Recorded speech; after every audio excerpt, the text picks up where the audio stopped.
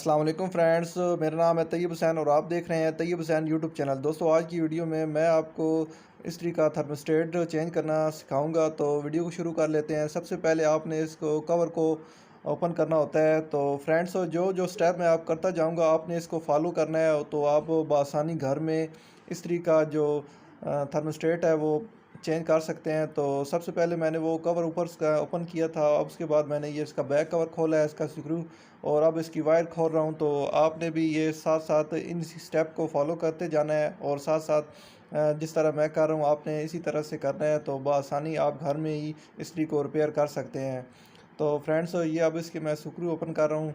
तो मैं ये स्क्रू वगैरह ओपन कर लूँ। तो फ्रेंड्स, इसी तरह आपने ये सारे स्क्रू ओपन कर लेने हैं, और इसके जो बॉडी का मेन ये स्क्रू है इनको भी आपने खोल लेना है। उसके बाद खोलने के बाद आपने इस कवर को खींचना है, तो ये निकल आएगा।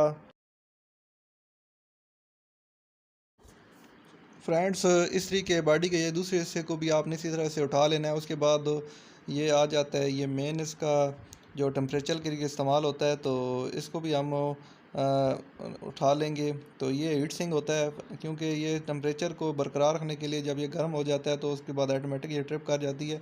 इसका काम ट्रिप करवाना नहीं होता, लेकिन इसको इस तरीके को ज़्यादा देर तक हीट रखने के लिए ये इस्तेमाल किया जाता है। फ्रेंड्स, उसके बाद आप इस के अंदर से जो भी जितनी भी डक्स वगैरह है उसको साफ़ कर लें किसी बुरश की मदद से या किसी चीज़ की मदद से। तो सफाई करने के बाद आपने इसका ये जो थर्मोस्टेट है इसको खोल लेना है। तो ये आपने स्टेप इसी तरह से फॉलो कर लेना है जिस तरह से मैं कर रहा हूँ। तो आपने ये देखें, अब ये अब इसका थर्मोस्टेट खुल चुका है। तो अब हम इसको रिप्लेस कर देंगे, नया इसमें लगा देंगे। तो ये जो इसमें अंदर डेक्स वगैरह है वो सारी, तो ये आप देख सकते हैं इसके टर्मिनल पॉइंट बिल्कुल ख़राब हो चुके थे। तो अब हम ये इसके अंदर ये नया ये डालेंगे, तो ये उसकी निस्बत ये काफ़ी अच्छे वाला है, ये गोल्डन कलर में। तो ये थर्मोस्टेट हम इसके अंदर ऐड कर देंगे। तो आपने भी सिंपल इसी तरह से इसे ऐड करना है। ये आप देख सकते हैं जिस तरह से ओपन हमने निकाला था उसी तरह से फिर दोबारा इसके अंदर हम रिप्लेस कर देंगे। तो एक सिंपल से स्टेप हैं फ्रेंड्स, आप इन स्टेप को फॉलो करके घर में ख़ुद ही अपनी इस्त्री को बना सकते हैं, रिपेयर कर सकते हैं। तो वीडियो के साथ बने रहें, मैं आपको इसको दिखाता हूँ और इसकी एडजस्टिंग के बारे में बताता हूँ। ये एडजस्टिंग वाला ये जो स्क्रू आपको नज़र आ रहा है, ये ऊपर से भी इसकी स्पीड को कम डाउन करने के लिए इस्तेमाल किया जाता है। तो अब इसका हीट सिंक हम इसके ऊपर इसी तरह से लगा देंगे और इसकी स्क्रू को भी लगा देंगे। तो फ्रेंड्स, आपने इसी तरह से इन सारे स्टेप को फॉलो करते रहना है, जैसे जैसे मैं कर रहा हूँ आपने भी इस तरह से करना है। तो आप की भी स्त्री भी साथ साथ रिपेयर होती जाएगी और ये आप वीडियो भी वॉच करते रहेंगे। तो फ्रेंड्स, तो ये अब हमने इसके स्क्रू वगैरह लगा दिए हैं, और ये बैक जो इसका थर्मोस्टेट का ये जो स्क्रू जिससे इसे वोल्टेज हमने पास करवाने हैं, तो वो भी हमने लगा दिया है। उसके ऊपर अब हम इसका पहला कवर जो लोहे वाला कवर है ये लगाएंगे। और ये इसका वायर का बहुत बड़ा मकसद है, क्योंकि ये स्पीड को कम या तेज़ करवाने में हेल्प देती है, और ये समझ के को बटन का काम करती है।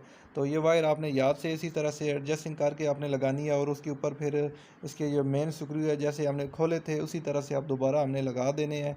तो ये इसका तरीक़ाकार है। तो यहाँ तक आपको ओके होगा।